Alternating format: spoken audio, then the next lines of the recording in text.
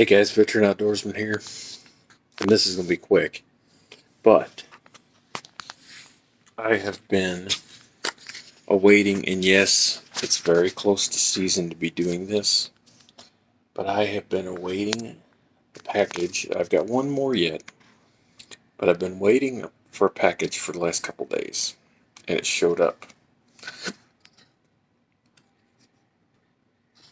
This might give a little.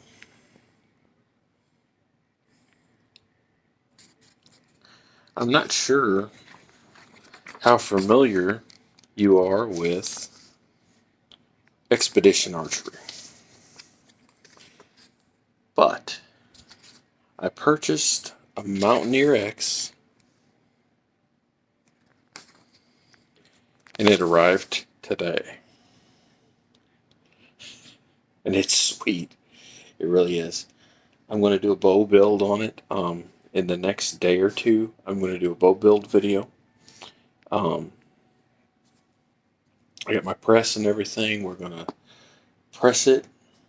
I tried that out to make sure it works. We're going to press it and put in a peep. I've already checked the timing. The timing is good. It has just not an excessive amount, but just a touch of camlean. I may or may not have to straighten out. I think I'm going to be okay from looking at it. It looks like it was done probably from where I ordered it intentionally. But it's actually a really cool bow. Let's take a look at it.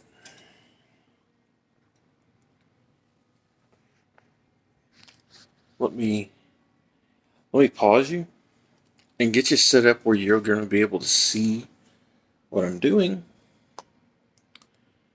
and then we'll go from there. Okay, this will work.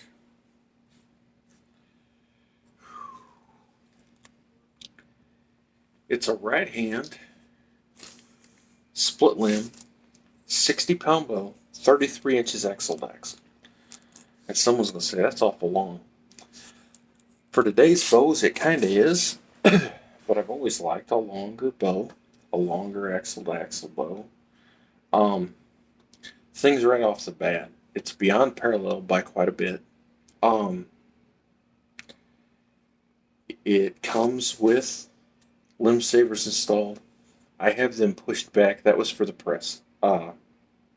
When I get everything set up, they'll go in the right location. Don't worry about that. And I have the limbs backed off right now because I'm going to do a bow build and I need to be able to press it.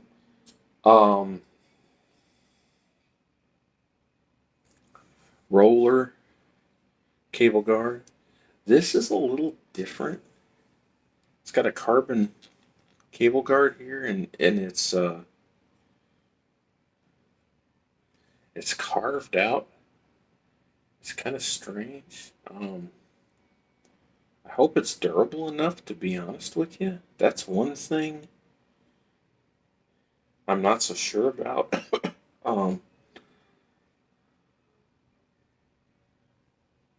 Looks like it'd be simple enough to replace, but that's a little strange. I think it's to give it some flexibility during the draw, though. But if you look at it, it's dished out. That's how it came. It does come. I wish all bow manufacturers did this. Most of them do now. But the string is split so you can put your peep in. Man, I don't know how many bows I've bought over the years that it wasn't. And you're pressing it and counting strings and stuff. And it's just, especially with the old Dacron strings, where you'd press it and try to separate the strands and they kind of came together like cat hair. I didn't like that at all. It's got the speed knocks or whatever they're called. It's got some pretty aggressive cams. I'll get more into it as I do the build, and I'll let you guys know exactly what I think of it. For now, like the feel and the balance. I mean, I honestly think. I mean, we'll have to see after I shoot it, but I honestly think I could shoot this without a stabilizer. The grip is good. It's got a machined riser. Um, Comes with limb savers, like I said, but it's got the Xpedition symbol on them. But it's just limb savers, split limb savers. You can adjust the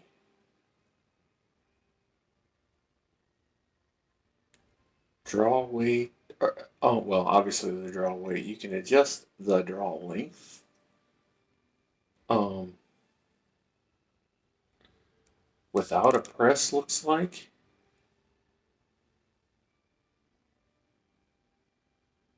Uh,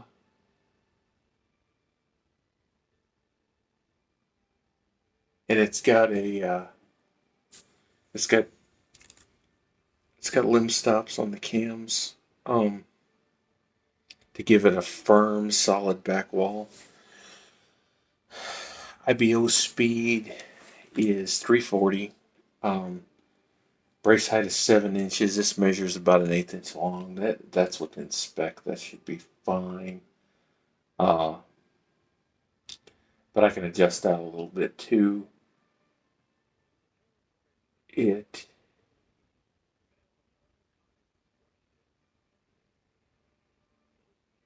it is not as smooth as my Mission Switch, but they're two completely different bows. This is a pretty radical bow. This is I mean 340 IBO. This is right up there with flagship bows. This bow is a new old stock. It's a couple years old. And it was not their flagship, but it's right up there. Uh 340 IBO, nothing to sneeze about. I bought 60 pounds, like I said. The whole ideal is to go down and draw weight and get the speeds that I had with some of my older, slower bows at 70 pounds. And actually, this is going to be quite a bit faster. This should shoot, if everything pans out, my hunting arrows at around 270 to 280, 270 to 280 feet per second, which is more than fast enough, plenty of horsepower. Um, so far, I like it. I'm going to do a bow build, like I said. I like the camouflage. I don't know exactly what the pattern is. I have to look at that. Fact is, I think I've got a. Here, let's see.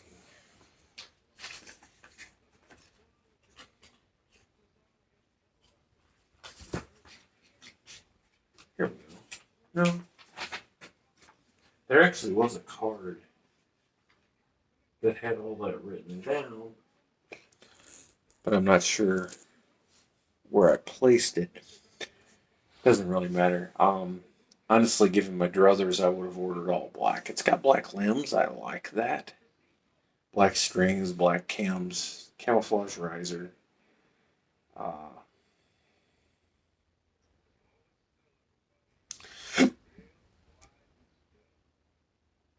I was not familiar with Xpedition until a couple weeks ago when I was looking at bows.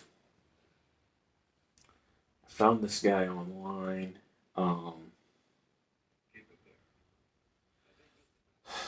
On sale for a pretty good price. I've got this is less than $500 for the bear bow, which is pretty darn good. When I get my sight,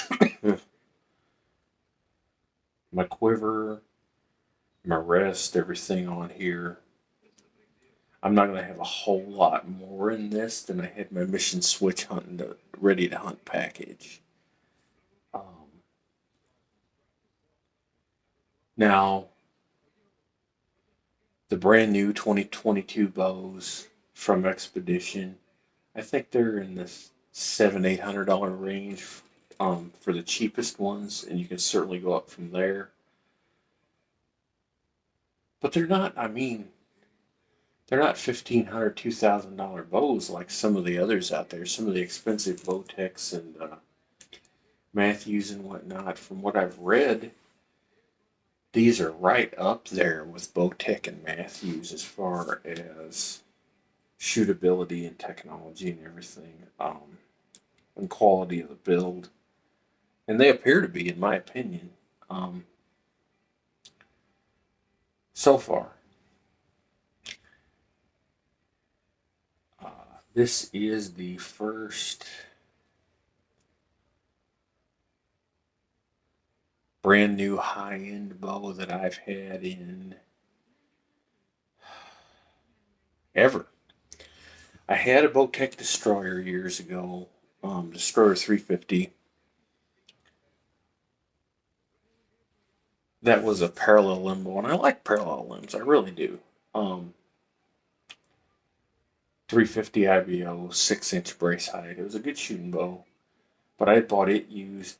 Um, a Bear Motive 6. I've got one of those. I bought it used.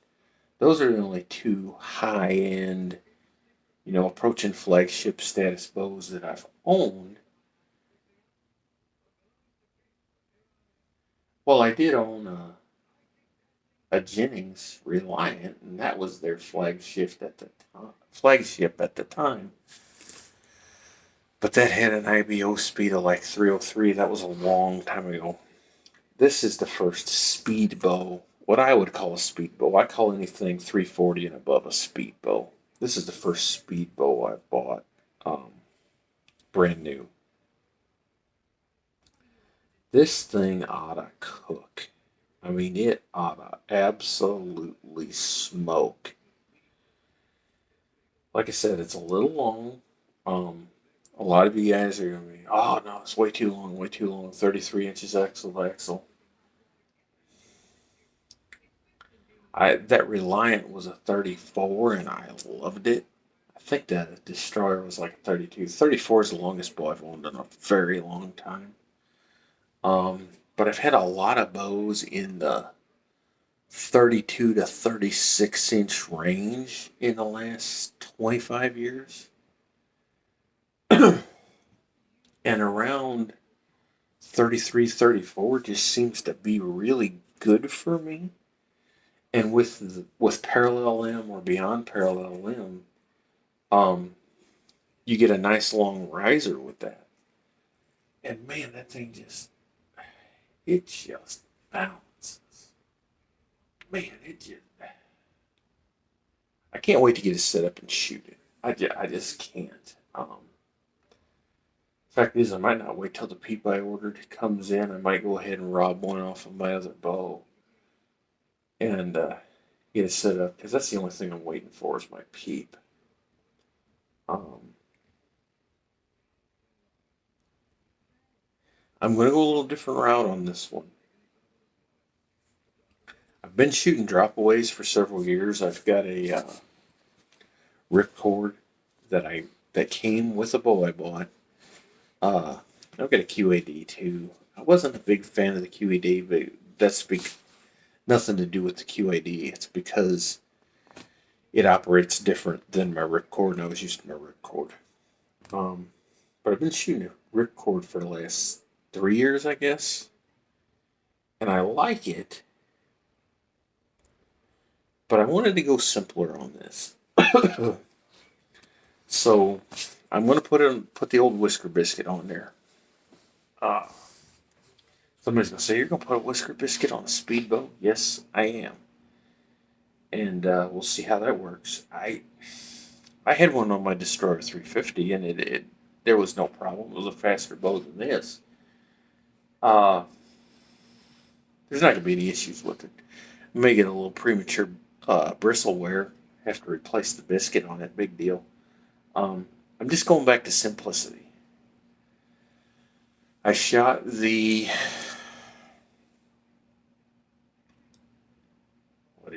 the Easy V sight last year, and I do like it, but it's not for me, if that makes any sense. But you like it. It's just I can't get used to the sight picture, especially at longer range. I'm just so used to a pen, and I shoot pens well. Um, and it's supposed to solve target panic, and honestly, for me, I did better with the pens target panic wise than I did with the Easy V. And I know that's me, and I know it's something I'm doing wrong. Um, it does have a good open sight picture. Uh, Guys with old eyes and whatnot, it, it's good. There's nothing wrong with the sight, and it is bulletproof. It's just not the sight for me. I'm gonna keep it. I'm probably gonna try it out again later. Um, but for now, I'm gonna put a True Glow 5 pen with a light. Uh, I could set it up out to 60 yards that way. They're Carbon XS or something like that. It's actually a pretty good sight and fairly inexpensive. I told you this was new old stock. You can tell because it's got dust all over it. Uh, it's a it's a beautiful bow. I don't know what that camouflage pattern is. I want to look it up, but it's pretty cool looking. I'm gonna put a whisker biscuit, a peep. I'm gonna put my Apex quiver from my mission on it because I really like that quiver. I'm gonna put. I haven't decided if I'm gonna put the stabilizer I had on my mission on this or if I'm gonna go back to my limb saver stabilizer. I'm thinking I'm gonna go to my limb saver because this is a little heavier bow than my mission. And that stabilizer is a little lighter. But I'll probably try them both and see what they feel like. I got to put a D loop on. It did come with a knocking point on it. I'm going to say that's probably because it sat in the shop and they let people shoot it. Um, but I don't know. They did put a knocking point on it. I'm not sure if I'm going to leave that on there when I put the D loop or just or take it off and just do the D loop. I might just leave it on if it squares up right. Um, that's all up to the guy shooting the bow. It does add a little bit extra weight, but as fast as these bows are, it doesn't really matter. Like I said, I'm going to do a bow build in the next couple of days. We're going to get this thing set up. We're going to paper tune it. We're going to shoot it. I got to get it ready for deer season, and I've got less than a month. I've got arrows. I've got all my accessories. I've just got to get it built now. And yes, this was kind of late, but I've talked before about how it's important to get your family into outdoor sports. Well, I took my wife out. I bought her an old fiberglass recurve years ago for Mother's Day, several years ago. And she never really shot it. And I decided I was going to shoot my bow. I went and I grabbed that bow and I grabbed some old feathered arrows I had, some 500 spines, and I put some really heavy points on them to try to get it right spine on that bow. And I grabbed my bow, I took it out, and we shot. She'd never shot a bow before. And she enjoyed herself. She said, I think I'd really, really enjoy this if I had my own bow. She said, if I had a compound like that. And I said, well, I could set this one up. That mission switch, I could set this up for you, lower draw weight, shorten the draw length. Set it up like 25, 30 pounds for her, just get her started, get her used to it. So, I think I'd really enjoy this. I'm not going to hunt with it. I said, that's fine. So, with all that being said, I thought, all right, hey, if she's interested in it now, if we go a couple years without doing anything, she's going to lose interest. So you strike while the iron's hot. But I couldn't just give her that bow, because I got to have a bow to hunt with. So here's this, and I went inexpensive. I was thinking about a Bear Paradox, or the new THP, whatever the new Bear THP is, or the species as well. Um, they're all single cam bows. They're good bows. I was thinking seriously about those, um, especially being single cam, easier to tune, not have to worry about timing as much and things like that.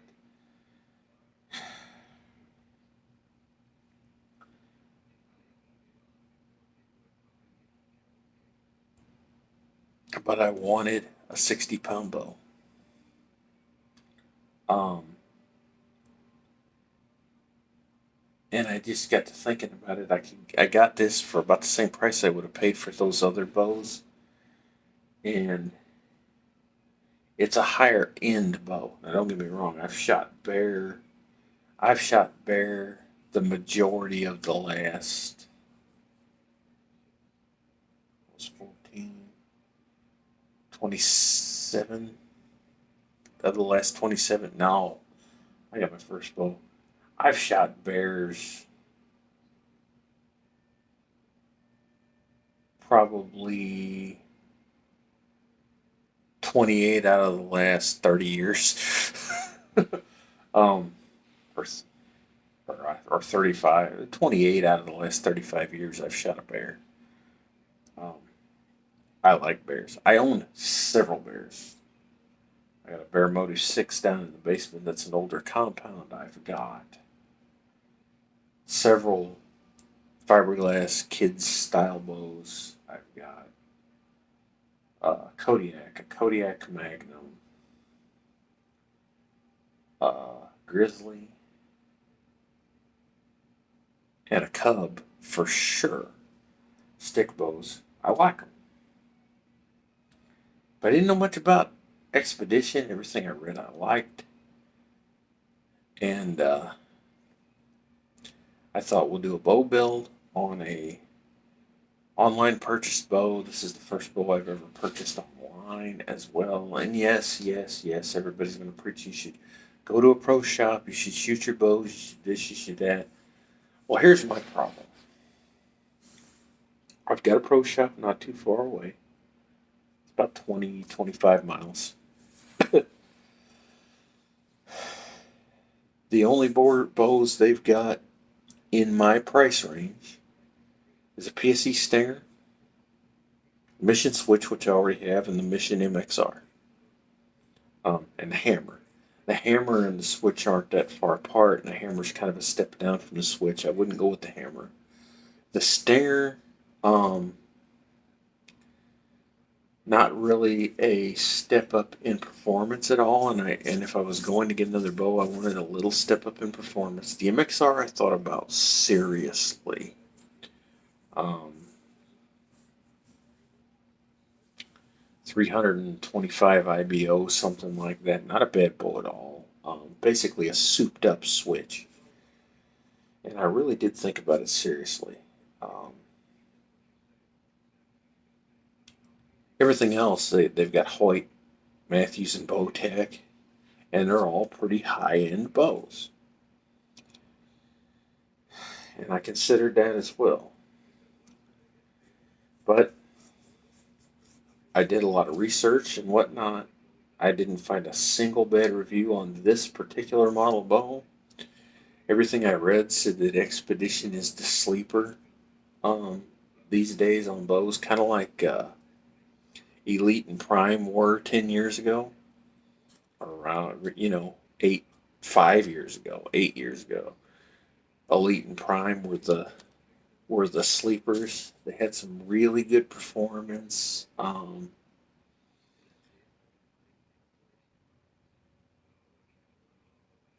And was it the Quest too? You know, good performance, good builds, and all that. But and reasonably priced. That's kind of what the Xpedition is right now. Um, I think as people pick them up and start shooting them more, I think they're going to go up in price. I think the popularity will probably go up too. But for now, um, and actually, if I was going to pick a bow, you know, I didn't mind the mission, but I'm just not a big Matthews guy. I'm not. I don't like the risers on the Hoyts. That's just me. I like Bowtech. Um, and I like Elite. And I like Prime. We don't have a Prime dealer or an Elite dealer nearby. I just cut out the middleman. I'm going to build this thing myself. But let's recap it again. Um, Good firm back wall because of the cable stop or the cam stops. A roller guide, which is very important in my opinion. Stops cable wear, etc. It's a it's not a top end fast bow, um, but 340 IBL if it comes anywhere near that, that's pretty respectable. That's right up there with a lot of flagship bows. 7-inch brace height for a little more forgiving bow. 33 inches axle to axle for a little more forgiving bow. 60-pound peak draw weight for old farts with shoulder problems. Um, Twin cam, which is hard to get away from anymore. If somebody made a single cam in the 340 feet, they make several 330s. Bear Paradox is one.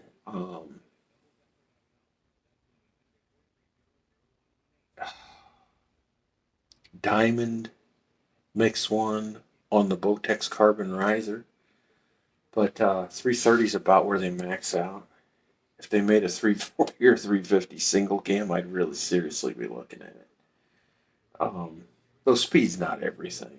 But what I wanted was I went away this year from the high FOC single bevel stuff because I'm just not happy with the trajectory or where I hunt. Um, so I'm going to shoot a 340 spine, 425 grain total weight arrow, and I've shot that basic arrow setup for over 20 years. All but the last couple years. That's been my setup since I started shooting carbon arrows 20 some years ago. Um, 425 to 450 grain build, 100 grain points. I'm going to shoot Sever broadheads. They came in today too. We're going to do a review on them in the upcoming weeks. Somebody's going to say, "You're not shooting fixed blade." That's the only thing I really switched up. I usually shoot fixed blades. I plan on shooting muzzies. Um, I had some muzzies and some another brand I can't think of, but Rocky Mountains, I think. And I shot them both, and even with a perfectly tuned bow, they were shooting off to the right. They were planing, and I wasn't going to get my accuracy out to 40, 50 yards that I wanted. They don't make the old Carbon Express Quad Pros anymore. I never shot them in any bow, even up to my Bowtech Destroyer with my setup shot like 295, and even at that speed, I never had any issues with it. Um, Out to 50 yards, they flew great. So I thought, well, I could try a couple more fixed blades. I'll get something to fly. And I may still do that. I may buy some G5 Montex, something like that. But I thought, everything I've read about the Sever, if I was going to shoot a mechanical, it'd be a Sever. Bomar bow hunting swears by them. And did a lot of studying on them. Let me tell you, it's the sharpest broadhead out of the package I've ever pulled out of a package. Uh, and by far the toughest mechanical out there. So that's what I'm going to shoot out of my crossbow and my compound. Um, I get this thing set up. It's going to shoot 270, 280, which is about, somewhere between 260 and 280 with a 425 grain arrow was what I shot for years. And that was 70-pound bows that 305, 310 IBOs. I could get something close to that out of at 70 out of my Switch. But I'm giving that one to my wife. So I thought I'll go down and draw weight, save my shoulder, and get the same performance, the trajectory I'm used to, all of that. Confidence in your gear is foremost. So, guys, I know this was a little windy.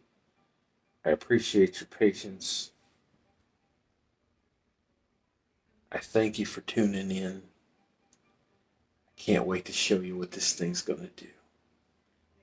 This is a great, great, great bow.